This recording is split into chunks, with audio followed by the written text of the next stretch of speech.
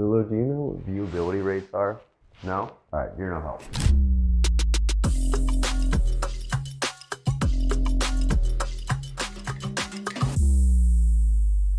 So, what are viewability rates within Amazon DSP? Simply put, it's what percentage of your ads are actually viewable or visible to your audience. So think of it this way. You load a web page. Ads are going to load at the top, at the bottom. They're going to load whether you actually see them or not. You, as an advertiser, are charged regardless of people actually see your ads. You're charged on a cost per 1,000 impression basis, whether the ad loads at the bottom and nobody sees it, or the ad loads at the top and people see it. You're charged regardless. So viewability rates, pretty simple metric that tells you what percentage of your ads that loaded were actually visible. So viewability minimums are a useful tool to set to make sure that as many ads as possible that you load are visible. You can set viewability minimums for anywhere from 40% to 70+%, or you can not set them at all, which I don't recommend. If you set a viewability minimum, you're essentially telling Amazon that based on the average viewability rate in a given page, I only want to bid on ad real estate that's, let's say, 50% plus. If you set that, the bottom of the page that's visible maybe 10% of the time, you're no longer bidding on those placements. Far too often I see DSP advertisers running ads. They think they're doing great. Their CPMs are low. They think they're getting a